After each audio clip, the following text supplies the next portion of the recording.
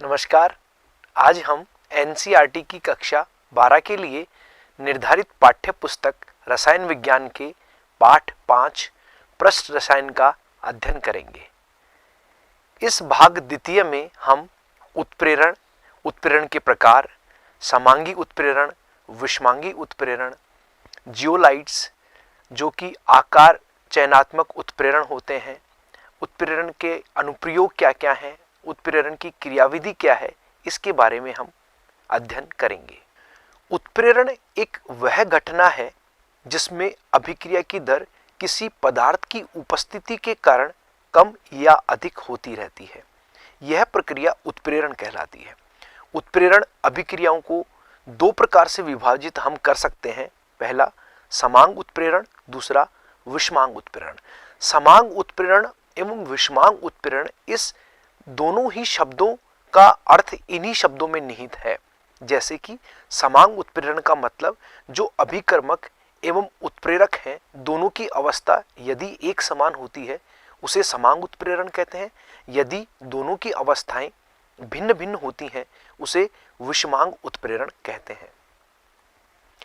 समांग उत्प्रेरण, जैसा कि मैंने बताया कि उनकी भौतिक अवस्थाएं, मतलब पदार्थ जो अभिकर्मक है एवं जो उत्प्रेरक है, दोनों की भौतिक अवस्थाएं एक समान होंगी।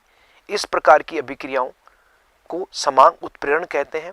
जैसे कि हम एक उदाहरण देख सकते हैं कि सल्फ्यूरिक अम्ल का निर्माण NO उत्प्रेरक के रूप में करवाया जाए। यहाँ पर समांग उत्प्रेरण जब अभिकारक एवं उत्प्रेरक दोनों की भौतिक अवस्थाएं एक समान होती हैं, समांग उत्प्रेरण कहलाता है। इसको हम एक उदाहरण के तौर पर समझ सकते हैं। जैसे कि सल्फ्यूरिक अम्ल का निर्माण नाइट्रिक ऑक्साइड NO गैस उत्प्रेरक के रूप में लिया जाकर इसका निर्माण किया जाता है। इसके लिए जो अभिकर्मक काम में लिया जाता है वह है सल्फर डाइऑक्साइड गैस एवं ऑक्सीजन गैस। दोनों ही अभिकर्मक गैसीय अवस्था में है एवं उत्प्रेरक भी गैसीय अवस्था में है। यहाँ पर सल्फर ट्राइऑक्साइड SO3 गैस का निर्माण होता है। यह लेड कक्ष विधि में सल्फ्यूरिक अम्ल बनाने के लिए प्रथम पद है, जहां पर हमने समांगी उत्प्रेरण का उदाहरण हमें देखने को मिलता है। इसी प्रकार शर्करा के प्रतिपन में यहां पर हम इक्षु शर्करा का प्रयोग करते हैं। इक्षु शर्करा मतलब सुक्रोज, जिसका अणु सूत्र C12H22O11 होता है। यदि हम इसका हाइड्रोजन आयन तनु अम्ल जो कि एक उत्प्रेरक का कार्य करता है, उसकी उपस्थिति में यदि इसका जल अपघटन करवाया जाता है तो हमें ग्लूकोज एवं फ्रक्टोज प्राप्त होता है। यहाँ पर प्रतिपन शब्द का उपयोग इसलिए किया जाता है क्योंकि इक्षु शर्करा जो सुक्रोज है उसका प्रकाशिक घूर्णन एवं बाद में जो उत्पाद हमें प्राप्त हो रहे हैं जैसे कि ग्लूकोज एवं फ्रक्टोज है, उनका प्रकाशीय घूर्णन का मान विपरीत होता है। इसलिए हम कह सकते हैं कि इसमें अभिकर्मक से उत्पाद बनते समय प्रकाशीय घूर्णन का मान परिवर्तित होता है। इसलिए इसको इन्वर्जन या प्रतिपन भी कहा जाता है। क्योंकि यहाँ पर भी अभिकर्मक एवं उत्प्रेरक दोनों ही एक ही भौतिक अवस्था में, जो कि द्रव अवस्था है, वे उपस्थित हैं। अतः यह भी समांगी उत्प्रेरण का उदाहरण है। इसी प्रकार विषमांग उत्प्रेरण, जब उत्प्रेरक एवं अभिकारक दोनों की भौतिक अवस्थाएं भिन्न भिन्न हों उसे हम विषमांग उत्प्रेरण कहेंगे। जैसा कि H2O2 द्रव का विघटन, यहाँ पे H2O2 अभिकर्मक द्रवावस्था में है जबकि उत्प्रेरक प्लेटिनम ठोस अवस्था में, इसलिए यह विषमांग उत्प्रेरण की श्रेणी में आता है। H2O2 द्रव का विघटन, यहाँ पर हम देख सकते हैं कि अभिकर्मक द्रवावस्था में है जबकि उत्प्रेरक प्लेटिनम ठोस अवस्था में है। चूंकि दोनों की भौतिक अवस्थाएं भिन्न भिन्न हैं, इसलिए यह विषमांग उत्प्रेरण का उदाहरण है। इसी प्रकार अमोनिया का औद्योगिक निर्माण हैबर विधि द्वारा किया जाता है। यहाँ पर भी अभिकर्मक नाइट्रोजन एवं हाइड्रोजन गैस गैसीय अवस्था में है जैसा कि हम जानते हैं, जबकि उत्प्रेरक आयरन ठोस अवस्था में है। इसी प्रकार मेथनॉल का निर्माण, यहाँ पर भी हम विषमांगी उत्प्रेरण को भली भांति देख सकते हैं। उत्प्रेरकों के प्रकार, उत्प्रेरक कई प्रकार के होते हैं। यह इस बात पर निर्भर करता है कि वह अभिक्रिया को किस दिशा में प्रेरित करता है। यदि वह अभिक्रिया की दर को बढ़ाता है तो उसे धनात्मक उत्प्रेरक कहेंगे। यदि वह उत्प्रेरक अभिक्रिया की दर को घटाता है तो उसे ऋणात्मक उत्प्रेरक कहेंगे। यहां पर महत्वपूर्ण बात यह है कि जो धनात्मक उत्प्रेरक होते हैं वह धनात्मक उत्प्रेरक अभिक्रिया की सक्रिय ऊर्जा को कम नहीं करते, परंतु वे वैकल्पिक पाथ प्रदान करते हैं जिसकी सक्रिय ऊर्जा पहले की तुलना में कम होती है, इसलिए अभिक्रिया की दर बढ़ जाती है।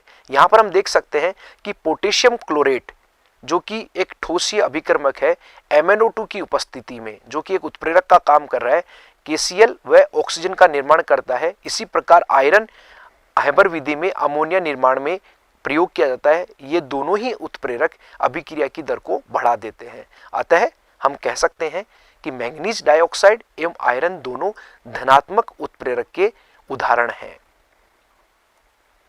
ऋणात्मक उत्प्रेरक जो कि रासायनिक अभिक्रिया की दर को कम कर देते हैं वो ऋणात्मक उत्प्रेरक या अवरोधक कहलाते हैं। यहां पे हम देख सकते हैं कि सोडियम सल्फाइड का ऑक्सीकरण कर सोडियम सल्फेट का निर्माण यदि किया जाता है तो यहाँ पे इथेनॉल की उपस्थिति में यह ऋणात्मक उत्प्रेरक का उदाहरण बन जाता है। इसी प्रकार जो बेंजल्डिहाइड है जो C6H5CHO है उसका ऑक्सीकरण डाइफिनाइलअमीन की उपस्थिति में करवाया जाकर बेंजोइक अम्ल का निर्माण करना भी ऋणात्मक उत्प्रेरण की श्रेणी में आता है। स्व उत्प्रेरक, स्व उत्प्रेरक शब्द से अभिप्राय है कि यदि किसी अभिक्रिया का उत्पाद ही एक उत्प्रेरक का कार्य करे तो वह स्व उत्प्रेरक कहलाता है। यहाँ पे हम इस उदाहरण से बहुत ही स्पष्ट रूप से इसको समझ सकते हैं, जैसे कि यह एक एस्टर है C3COOC2H5। इसका जल अपघटन जब करवाया जाता है तो हमें पता है कि यह एक विएस्टरीकरण अभिक्रिया है जिसके उत्पाद एसिटिक अम्ल एवं इथेनॉल होते हैं। तो यहाँ पे प्रारंभ में जब एसिटिक अम्ल का निर्माण होगा तो वह स्वयं ही आगे आने वाले जो अक्रियत अभिकर्मक हैं, जो एस्टर हैं, जो अभी शेष है, जिनकी अभिक्रिया होना बाकी है, उनके लिए यह एसिटिक अम्ल एक स्व उत्प्रेरक का कार्य करता है। इससे हम यह कह सकते हैं कि प्रारंभ में अभिक्रिया की दर कम होती है परंतु आगे धीरे धीरे अभिक्रिया की दर बढ़ने लगेगी। क्यों? क्योंकि उस अभिक्रिया का प्रारंभिक उत्पाद एक स्व उत्प्रेरक का कार्य करता है। इसी प्रकार दूसरी अभिक्रिया जो पोटेशियम परमैंगनेट है उसके लिए भी हम देख सकते हैं। यहाँ पर मैंगनीज सल्फेट जो है वह एक स्व उत्प्रेरक का कार्य करता है। प्रेरित उत्प्रेरक, जब एक रासायनिक अभिक्रिया की दर बहुत कम होती है परंतु यदि यही रासायनिक अभिक्रिया किसी अन्य रासायनिक अभिक्रिया के साथ करवाई जाए तो दोनों अभिक्रियाएं एक दूसरे की दर को प्रभावित करती हैं, तो यह एक प्रेरित उत्प्रेरण का उदाहरण बनता है। इसको हम किसी उदाहरण से भी समझ सकते हैं, जैसे कि सोडियम आर्सेनाइड का विलयन वायु से ऑक्सीकृत नहीं होता है। जैसा कि हम देख सकते हैं यहाँ पे कि सोडियम आर्सेनाइड की ऑक्सीजन की उपस्थिति में ऑक्सीकरण करवाया जाता है तो सोडियम आर्सेनेट बनता है। उसी प्रकार सोडियम सल्फाइड का ऑक्सीजन की उपस्थिति में ऑक्सीकरण सोडियम सल्फेट बनाता है, परंतु ये दोनों अभिक्रियाएं काफी धीमी होती हैं। तो यहाँ पर प्रेरित उत्प्रेरक को हम समझने के लिए यदि सोडियम सल्फाइड एवं सोडियम आर्सेनाइड दोनों के मिश्रण को लेकर के उसमें वायु प्रवाहित करें, वायु प्रवाहित क्यों करेंगे? जिससे कि उसका ऑक्सीकरण हो, तो दोनों का ऑक्सीकरण एक साथ होता है। जबकि मैं यदि इनका ऑक्सीकरण अलग अलग करवाता हूं तो ऑक्सीजन की उपस्थिति में इनका ऑक्सीकरण बहुत ही धीमी गति से होता है। इसका मतलब यह हुआ कि सोडियम सल्फाइड का ऑक्सीकरण सोडियम आर्सेनाइड के ऑक्सीकरण को प्रभावित करता है। इसका मतलब कि सोडियम आर्सेनाइड के ऑक्सीकरण की गति या मैं कह दूं दर सोडियम सल्फाइड के ऑक्सीकरण से प्रभावित होती है। वर्धक, वे पदार्थ जो स्वयं तो उत्प्रेरक का कार्य नहीं करते हैं परंतु उनकी उपस्थिति उत्प्रेरक की सक्रियता को बढ़ा देती है।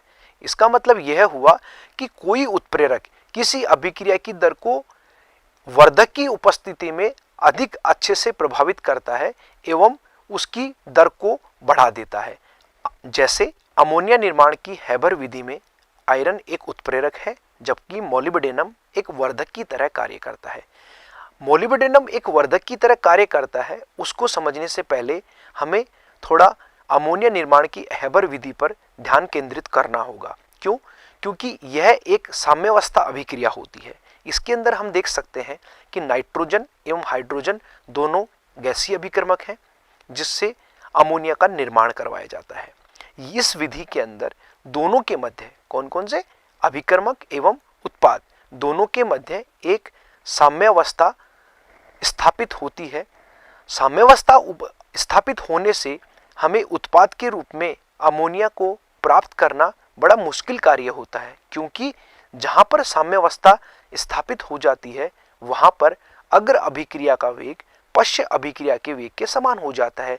इसका मतलब यह हुआ कि अब और अधिक उत्पाद प्राप्त करना संभव नहीं होगा जब तक कि बाह्य कारक या मैं कह दूं कुछ परिवर्तन यहां पर नहीं किए जाएं। तो जैसा कि आप लोगों को पता है कि ला शतोलिए का जो नियम है वह साम्यावस्था पर ही कार्य करता है, जो कहता है कि यदि हमें किसी भी प्रकार का साम्यावस्था में कोई परिवर्तन करना है तो हमें उसके अंदर कुछ परिवर्तन करने के लिए, जैसे अभिकारकों की सांद्रता को बढ़ा देना या मैं कह दूं उत्पाद की सांद्रता को कम कर देना, ये सभी कारक अमोनिया की सांद्रता को बढ़ाने में या मैं कह दूं अमोनिया निर्माण में सहायक सिद्ध होते हैं। इसी प्रकार यहाँ पे चूंकि ये अभिक्रिया एक उत्प्रेरक की उपस्थिति में करवाई जाती है, जो कि यहाँ पर आयरन उत्प्रेरक है, उसकी सक्रियता भी बढ़ेगी तो भी अमोनिया का निर्माण और अधिक होगा। तो यहाँ पर जो वर्धक उत्प्रेरक है वह मोलिब्डेनम है, जो कि आयरन उत्प्रेरक की सक्रियता को बढ़ा देता है, जिससे हमें और अधिक अमोनिया प्राप्त करने में सहायता मिलती है। उत्प्रेरक विष वे पदार्थ जिनकी उपस्थिति उत्प्रेरक की सक्रियता को कम या नष्ट कर देती है। हैबर विधि से अमोनिया के लिए हाइड्रोजन में कार्बन मोनोऑक्साइड या H2S गैस आयरन उत्प्रेरक के लिए विष का कार्य करता है। जैसा कि हमने देखा कि आयरन उत्प्रेरक के लिए मोलिब्डेनम एक वर्धक का कार्य करता है, उसी प्रकार यहाँ पर कार्बन मोनोऑक्साइड या H2S गैस उत्प्रेरक विष का कार्य करती है। इससे उत्प्रेरक की सक्रियता कम होती है और वह उस अभिक्रिया की गति को या मैं कह दूं उस अभिक्रिया की दर को कम करने में सहायक होता है। यह उत्प्रेरक विष भी औद्योगिक निर्माण जब अमोनिया का किया जाता है उसमें सहायक होता है, क्योंकि जब हमें अभिक्रिया को रोकना होता है या मैं कह दूं कि जितनी मात्रा में हमें अमोनिया प्राप्त करनी होती है उसके आधार पर उत्प्रेरक विष का कार्य भी काम में लिया जाता है। संपर्क विधि द्वारा H2SO4 के निर्माण में AS2O3 प्लेटिनम एस्बेस्टोस के लिए उत्प्रेरक विष का कार्य करता है। प्लेटिनम एस्बेस्टोस एक प्रकार का सिलिकेट के साथ में प्लेटिनम का संकुल होता है। देख सकते हैं कि वह एक उत्प्रेरक विष का कार्य कर रहा है।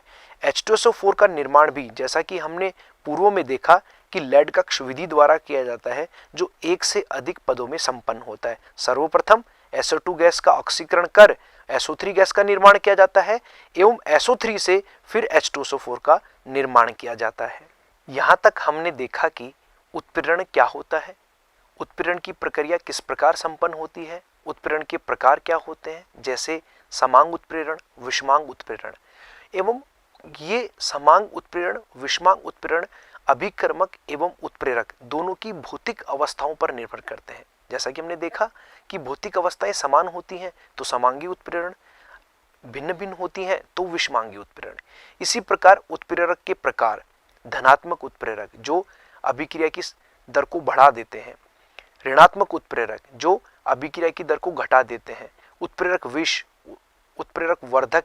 इस प्रकार से हमने उत्प्रेरक की सक्रियता एवं उत्प्रेरक की वजह से रासायनिक अभिक्रियाओं पर क्या प्रभाव पड़ता है ये भी हमने जाना।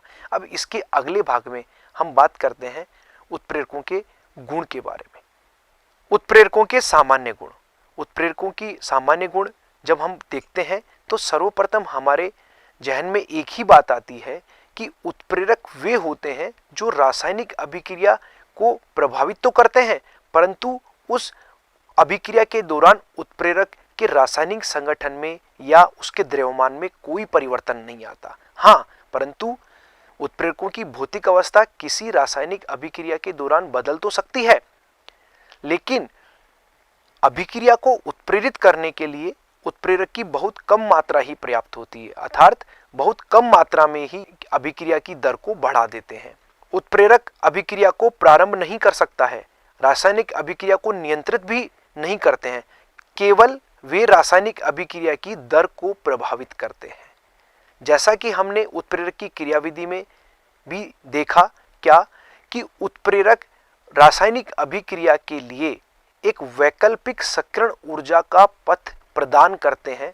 मतलब यह हुआ कि बिना उत्प्रेरक के अर्थात उत्प्रेरक की अनुपस्थिति में जो रासायनिक अभिक्रिया के लिए सक्रियण ऊर्जा का पथ होता है वह अधिक सक्रियण ऊर्जा का होता है, परंतु उत्प्रेरक की उपस्थिति में कम सक्रियण ऊर्जा का पथ उपलब्ध होता है, जिससे कि अधिक से अधिक अभिकर्मक अणु अभिक्रिया करते हैं एवं उत्पादों का निर्माण करते हैं। ठोस उत्प्रेरक अधिक प्रभावी होगा जब इसके बारीक कणों को उपयोग में लिया जाए।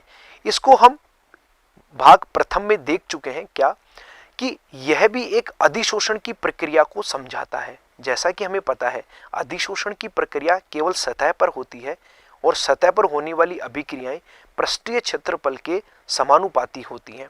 जैसे जैसे हम पृष्ठीय क्षेत्रफल बढ़ाते जाएंगे वैसे वैसे और अधिक अधिशोषण होता चला जाएगा।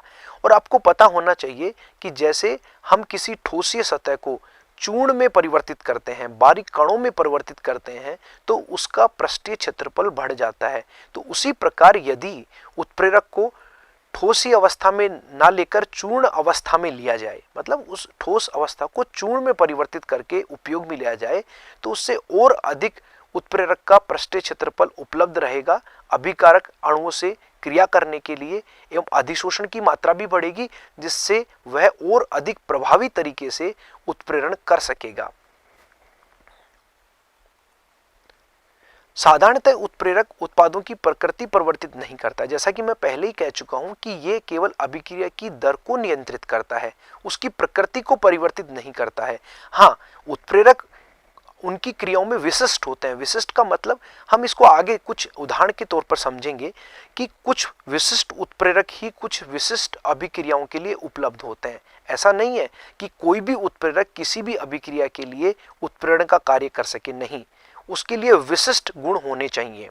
एक उत्प्रेरक उत्क्रमणीय अभिक्रिया की साम्यावस्था में परिवर्तन नहीं करता, लेकिन उस तक पहुंचने के समय को परिवर्तित कर देता है। इसका मतलब क्या है कि चूंकि साम्यावस्था क्या है, जिसमें अग्र अभिक्रिया और पश्च अभिक्रियाएं दोनों विद्यमान होती हैं और दोनों का दर भी समान होता है।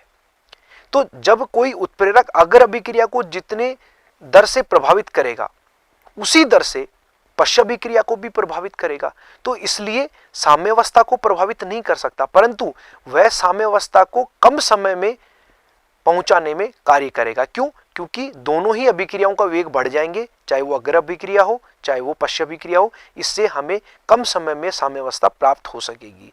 यह अभिक्रिया दर नियतांक को बदल देता है। अब देखिए दर नियतांक क्या है। दर नियतांक एक तरीके से अभिक्रिया की गतिकी को बताता है। गतिकी का मतलब क्या होता है कि जिस वेग से अभिक्रिया हो रही है उसे हम अभिक्रिया दर नियतांक से प्रदर्शित करते हैं। जैसा कि हम पढ़ रहे हैं बार बार में कि उत्प्रेरक अभिक्रिया की दर को बढ़ा देते हैं, तो अभिक्रिया की दर बढ़ने का मतलब दर नियतांक का बढ़ना भी। तो सीधी सी बात है कि जब उत्प्रेरक की उपस्थिति में किसी अभिक्रिया को करवाया जाता है तो अभिक्रिया का दर नियतांक भी बढ़ जाता है, जबकि साम्यावस्था नियतांक पर कोई प्रभाव नहीं होता है। क्यों? क्योंकि साम्यावस्था नियतांक तो स्थिर रहता है। साम्यावस्था नियतांक इसलिए स्थिर रहता है क्योंकि उत्प्रेरक दोनों दिशाओं की अभिक्रियाओं को समान रूप से उत्प्रेरित करता है, इसलिए साम्यावस्था नियतांक पर कोई प्रभाव देखने को नहीं मिलता। उत्प्रेरक मुक्त ऊर्जा में भी कोई बदलाव नहीं करता है। उत्प्रेरक का कोई प्रभाव मुक्त ऊर्जा पर देखने को नहीं मिलता है। हाँ, अभिक्रिया की क्रियाविधि में भाग लेते हैं। इसको हम आगे देखेंगे कि किस प्रकार एक अभिक्रिया को संपन्न करने के लिए उत्प्रेरक उसकी क्रियाविधि में शामिल होते हैं और उसी रूप में वापस बाहर भी निकल जाते हैं, क्योंकि उत्प्रेरक कभी भी उस अभिक्रिया के अंदर उत्पाद के रूप में उपस्थित नहीं होंगे। उत्प्रेरण के सिद्धांत का मतलब है कि हम यहाँ पर किसी अभिक्रिया की क्रियाविधि में उत्प्रेरक का क्या योगदान होता है उसको यहाँ पर समझ सकते हैं। यह सिद्धांत मुख्य रूप से समांग उत्प्रेरण को समझाता है। इसका मतलब ये हुआ कि जब कोई उत्प्रेरक किसी अभिकर्मक के साथ जुड़कर एक मध्यवर्ती यौगिक बनाता है और यह यौगिक दूसरे अभिकर्मक के साथ जुड़कर उत्पाद बना देता है एवं उत्प्रेरक अलग हो जाता है उसी मूल अवस्था में, तो उसे हम उत्प्रेरण के सिद्धांत के रूप में पढ़ते हैं। इसका मतलब यह है कि जब, जैसे मैं इसको एक उदाहरण के तौर पर समझा सकता हूं कि जैसे मान लीजिए कोई भी एक अभिक्रिया है, यहां पर आप अभिक्रिया देख पा रहे हैं कि यहां पर नाइट्रिक ऑक्साइड NO जो है वो एक उत्प्रेरक का कार्य कर रहा है, जबकि O2 जो है, ऑक्सीजन जो है, एक अभिकर्मक है। अब O2 भी अभिकर्मक है और आप देख सकते हैं SO2 भी एक अभिकर्मक है। तो SO2 का O2 से मिलकर SO3 का निर्माण करना एक सामान्य अभिक्रिया का उदाहरण है। परंतु जैसा कि हम देख पा रहे हैं कि SO2 O2 से सीधे नहीं जुड़ता, यह उत्प्रेरक की उपस्थिति में इन दोनों का जुड़ाव होना है और लास्ट में NO पुनः अपनी मूल अवस्था में लौट जाता है। जैसा कि मैंने कहा, यहां पे देखो NO प्रथम पद में NO है और सेकंड जो पद है, जो द्वितीय पद है, उसके अंदर बाहर निकल गया। तो लेकिन इसने इस क्रियाविधि में शामिल होकर के इस अभिक्रिया को पूर्ण कराया, या मैं कह दूं कि अभिक्रिया की गति को प्रभावित किया। यहां पे देख सकते हैं कि जो नाइट्रिक ऑक्साइड है वो ऑक्सीजन से जुड़ता है और NO2 का निर्माण करता है। NO2 एक मध्यवर्ती है, जैसा कि मैंने पूर्व में भी कहा कि पहले एक अभिकर्मक उत्प्रेरक से जुड़ता है और एक मध्यवर्ती का निर्माण करता है, फिर यह मध्यवर्ती किसी दूसरे अभिकर्मक के साथ जुड़ता है। तो आप देख सकते हैं द्वितीय पद में यह NO2 SO2 जो कि एक दूसरा अभिकर्मक है उसके साथ जुड़ करके उत्पाद का निर्माण करता है, जिसे हम सल्फर ट्राइऑक्साइड कहते हैं, जो कि एक प्रोडक्ट है, एवं NO अपनी मूल अवस्था में वापस लौट जाता है। यहाँ पे हम ये भी कह सकते हैं कि जो उत्प्रेरक है उस अभिक्रिया के लिए एक न्यूनतम सक्रियण ऊर्जा का पथ उपलब्ध कराता है, क्योंकि बिना उत्प्रेरक की उपस्थिति में उस अभिक्रिया को होने के लिए जो पथ उपलब्ध है उसकी सक्रियण ऊर्जा अधिक होती है। इसलिए उस अभिक्रिया की जो गति है, जो दर है, जो अभिक्रिया का वेग है, वह कम रहेगा। परंतु उत्प्रेरक की उपस्थिति में उसकी गति बढ़ जाती है, क्योंकि उत्प्रेरक एक वैकल्पिक पथ प्रदान करता है जिसकी सक्रियण ऊर्जा पूर्व की तुलना में कम होती है। अधिशोषण सिद्धांत भी एक महत्वपूर्ण सिद्धांत है जो उत्प्रेरण की क्रियाविधि अथवा उत्प्रेरण की प्रक्रिया को समझाता है, परंतु यह सिद्धांत विषमांग उत्प्रेरण को समझाने में उपयोगी है। यहाँ पर हम कह सकते हैं कि ठोस उत्प्रेरक की भूमिका किस प्रकार समझाई जा सकती है, उसको हम यहाँ पर देखने वाले हैं। यहाँ पर एक चित्र के द्वारा मैं आपको विषमांग उत्प्रेरण में उत्प्रेरक की क्रियाविधि को समझाता हूँ। यहाँ पे आप देख सकते हैं कि ये एक उत्प्रेरक पृष्ठ है जो कि ठोस है। यहाँ पर आप देख सकते हैं कि उत्प्रेरक के पृष्ठ पर मुक्त संयोजकताएं उपलब्ध हैं। ये मुक्त संयोजकताएं अभिकर्मक अणुओं के लिए उपलब्ध हैं। यहाँ पर अभिकर्मक अणु जो एक अधिशोष्य की तरह व्यवहार करेंगे, जबकि यह उत्प्रेरक एक अधिशोषक की तरह व्यवहार करेगा। दोनों के मध्य अधिशोषण होगा, परंतु अधिशोषण होने से पूर्व पहले अभिकर्मक अणुओं का विसरण इस पर होगा। विसरण का मतलब आप भली भांति जानते हैं कि अधिक सांद्रता से न्यून सांद्रता की ओर अणुओं का गमन विसरण कहलाता है।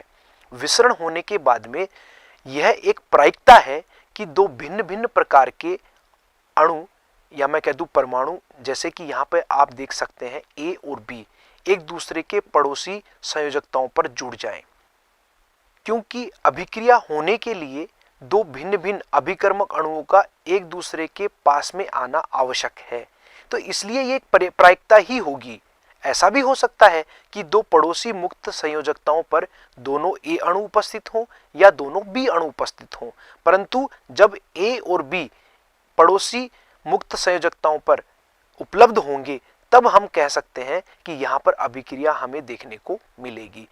तो अधिशोषण होने के पश्चात A और B जो एक दूसरे के पड़ोस में उपस्थित हैं, ये यहाँ पर रासायनिक क्रिया करते हैं, क्योंकि रासायनिक क्रिया तो होनी ही है।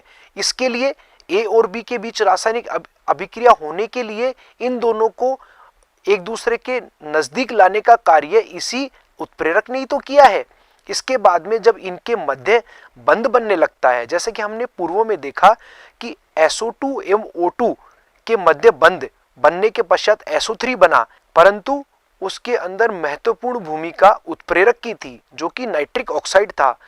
इसी प्रकार यहां पर उत्प्रेरक ने A और B को नजदीक लाकर उनको रासायनिक अभिक्रिया करने के लिए प्रेरित किया है। और जब A और B के बीच में बंध बनेगा, आप देख सकते हैं यहां पे एक मध्यवर्ती का निर्माण हुआ है A और B के बीच में। उसके बाद में वापस से विशोषण की प्रक्रिया शुरू होगी। विशोषण का मतलब जैसे शुरू में मुक्त संयोजकताओं पर A और B का अधिशोषण हुआ, बाद में A और B का यहां से विशोषण हो जाएगा, क्योंकि A और B के बीच में बंध बनकर पूर्ण हो चुका है एवं विशोषण होने के पश्चात उत्प्रेरक अपनी मूल अवस्था में लौट जाएगा। तो दोनों के दोनों सिद्धांत हमें उत्प्रेरक की क्रिया को बताते हैं।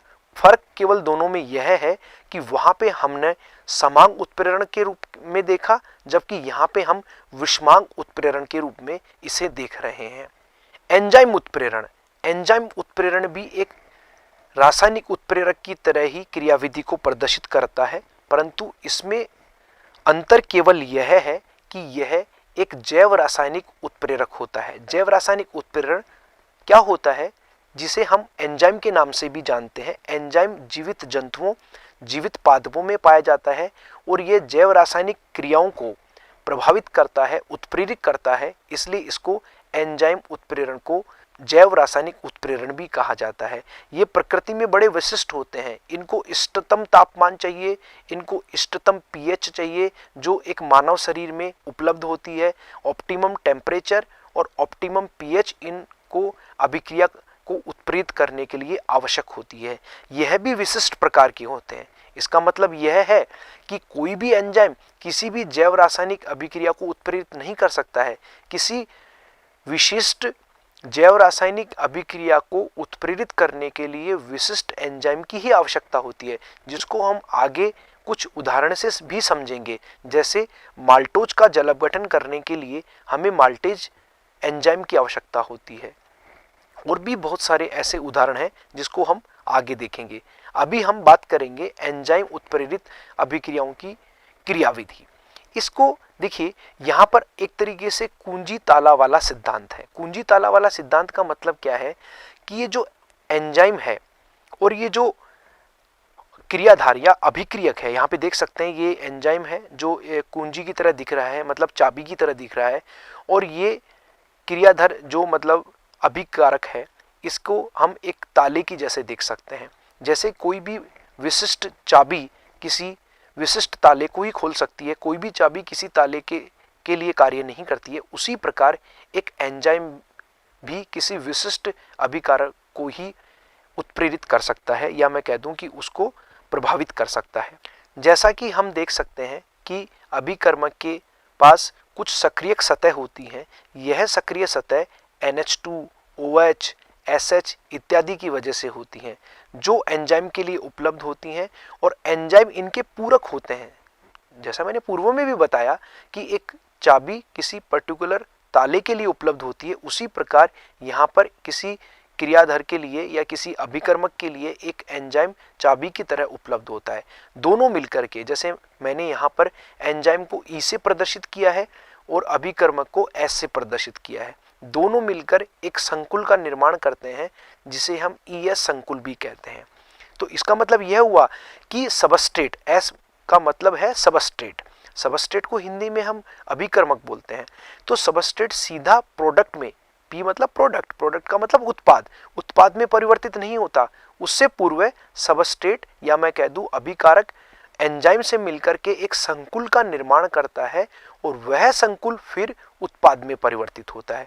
यहाँ पे आप देख सकते हैं कि जैसे उत्प्रेरक रासायनिक अभिक्रिया में मूल अवस्था में लौट जाता है, उसी प्रकार यहाँ एंजाइम भी अपनी मूल अवस्था में लौट रहा है।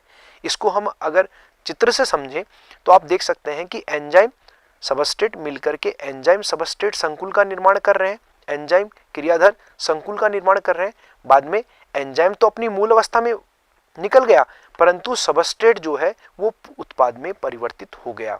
आप देख सकते हैं कि प्रथम पद में एंजाइम सबस्ट्रेट के साथ मिलकर एंजाइम सबस्ट्रेट संकुल का निर्माण करते हैं, एवं द्वितीय पद में एंजाइम सबस्ट्रेट का विदलन होता है, जहां से एंजाइम पुनः अपनी मूल अवस्था में लौट जाता है एवं सबस्ट्रेट उत्पाद में परिवर्तित हो जाता है। यहाँ पे उल्लेखनीय होगा कि जो प्रथम पद है जिसमें एंजाइम सबस्ट्रेट के साथ मिलकर एंजाइम सबस्ट्रेट संकुल का निर्माण कर रहा है, वहां पर यह पद साम्यावस्था में होता है। इसका मतलब यह है कि यहां पर एंजाइम सबस्ट्रेट की कितनी सांद्रता उपलब्ध होगी, यह अभिक्रिया को प्रभावित करने में एक महत्वपूर्ण कारक है। क्योंकि आपको पता है कि साम्यावस्था में अभिक्रिया अग्र दिशा में भी गतिमान होती है और पश्चिम दिशा में भी गतिमान होती है। अब यदि आपने पश्चिम दिशा का वेग अग्र अभिक्रिया से ज्यादा देखने को मिल गया, तो फिर अपन कह सकते हैं कि जो एंजाइम सबस्ट्रेट संकुल जो है ये पुनः एंजाइम एवं सबस्ट्रेट में लौट जाएगा और एंजाइम सबस्ट्रेट संकुल की सांद्रता कम हो जाएगी। और जब एंजाइम सबस्ट्रेट संकुल की सांद्रता ही कम हो जाएगी तो फिर उत्पाद कहां से मिलेगा, क्योंकि उत्पाद का बनना तो एंजाइम सबस्ट्रेट से ही है। तो इस प्रकार से एंजाइम सबस्ट्रेट संकुल की सांद्रता को ज्यादा से ज्यादा सांद्रित करने का कार्य भी हमें यहाँ पर देखना पड़ता है, जिससे कि हमें उत्पाद की मात्रा अधिक से अधिक प्राप्त हो सके। अब हम बात करेंगे कि उत्प्रेरक का उद्योगों में क्या उपयोग है। जैसा कि हम पहले भी देख चुके हैं कि अमोनिया उत्पादन में हैबर विधि जिसे हम कहते हैं, उसके अंदर आयरन, मोलिब्डेनम इत्यादि उत्प्रेरक एवं वर्धक के रूप में काम में लिए जाते हैं। नाइट्रिक अम्ल का उत्पादन हम ओस्टवाल प्रक्रम में देखते हैं, जो कि एक से अधिक पदों में संपन्न होता है। वहां पर प्लेटिनीकृत एस्बेस्टोस एक उत्प्रेरक का कार्य करता है। सल्फ्यूरिक अम्ल का उत्पादन जिसे हम कॉन्टैक्ट प्रोसेस भी कहते हैं, उसमें भी प्लेटिनीकृत एस्बेस्टोस या वेनेडियम पेंटाऑक्साइड का उपयोग उत्प्रेरक के रूप में किया जाता है। अब हम बात करेंगे एक महत्वपूर्ण आकार चयनात्मक उत्प्रेरक की, जिसे जियोलाइट भी कहते हैं। जियोलाइट मुख्यतया एक एल्यूमिनो सिलिकेट होता है। सिलिकेट के बारे में हम सब लोग जानते हैं। सिलिकेट में से कुछ सिलिकॉन आयनों का प्रतिस्थापन जब एल्यूमिनियम आयनों के द्वारा हो जाता है, जिसे हम एल्यूमिनो सिलिकेट भी कहते हैं, तो उसे एक जियोलाइट उत्प्रेरक का निर्माण होता है। इस वजह से सिलिकॉन एवं एल्यूमिनियम की जो त्रिविम संरचना होती है, उसके कारण इसमें कुछ रंध्रों का निर्माण होता है। यह एक रंध्रीय जालक के रूप में उपस्थित होता है। जियोलाइट का उपयोग जल मृदुकारक, धनायनी प्रतिस्थापक जियोलाइट का उपयोग जल मृदुकारक, धनायनी प्रतिस्थापक के रूप में भी किया जाता है। इसका सबसे अधिक उपयोग जल को मृदु करने में किया जाता है। जैसा कि हम जानते हैं कि जल की कठोरता मैग्नीशियम, कैल्शियम आयनों की वजह से होती है। तो चूंकि जियोलाइट के पास में सोडियम आयन उपस्थित होते हैं, तो जब कठोर जल को जियोलाइट के रंध्रों में से गुजारा जाता है तो वहां पर मैग्नीशियम एवं कैल्शियम आयनों का प्रतिस्थापन सोडियम आयनों के द्वारा हो जाता है, जिससे जल मृदु बन जाता है। जैसा कि हम पहले से जानते हैं कि जियोलाइट एक 3D सिलिकेट होता है, एल्यूमिनो सिलिकेट होता है। जियोलाइट के रंध्रों में जल के अणु उपस्थित होते हैं, इसलिए इसको उत्प्रेरक के रूप में काम में लेने से पूर्व गर्म किया जाता है, जिससे इसके रंध्रों में से जल के अणु बाहर निकल जाते हैं एवं हमें रंध्रीय जियोलाइट प्राप्त होता है। जियोलाइट का उपयोग पेट्रो रसायन उद्योगों में हाइड्रोकार्बन के भंजन एवं समावयवीकरण में किया जाता है। इसका एक औद्योगिक उत्पाद GSM 5 भी विशिष्ट है, जो पेट्रो रसायन उद्योगों में काफी काम में लिया जाता है। इस प्रकार हमने इस भाग में देखा कि उत्प्रेरक क्या होते हैं, उत्प्रेरक किस प्रकार रासायनिक अभिक्रियाओं को उत्प्रेरित करते हैं, उसकी क्रियाविधि क्या होती है, समांग उत्प्रेरण में कैसे क्रियाविधि काम में ली जाती है और विषमांग उत्प्रेरण में किस प्रकार अधिशोषक की क्रियाविधि को शामिल करते हुए इसे समझा जा सकता है, एवं जैव रासायनिक उत्प्रेरक क्या होते हैं जिन्हें हम एंजाइम भी कहते हैं। एंजाइम किस प्रकार मानव शरीर के अंदर अभिक्रियाओं को संपन्न करते हैं, एवं एंजाइम उत्प्रेरकों के क्या क्या अनुप्रयोग होते हैं, उद्योगों में किस प्रकार काम में लिया जाता है, एवं जो एक विशिष्ट उत्प्रेरक है जिसे हम जियोलाइट के नाम से भी जानते हैं, जो कि एक आकार चयनात्मक उत्प्रेरक है जिसकी संरचना रंध्रीय होती है, वह कैसे पेट्रो उद्योगों में काम में लिया जाता है, कैसे उसके द्वारा समावयवीकरण अभिक्रिया को संपन्न किया जाता है, ये सर हमने इसमें देखा। अगले भाग में हम कोलाइडी अवस्था का अध्ययन करेंगे। कोलाइडी अवस्था क्या होती है, कोलाइडी विलयन कितने प्रकार के होते हैं, कोलाइडी विलयनों के गुणधर्म क्या क्या होते हैं, कोलाइडी विलयनों के अनुप्रयोग क्या क्या होते हैं, किस प्रकार से इसमें आवेश उत्पन्न होता है, कैसे हम इनका स्कंदन कर सकते हैं, ये सारी जानकारी हमें इसके आगे आने वाले भाग में मिलेगी। आज के लिए इतना ही। सभी को नमस्कार।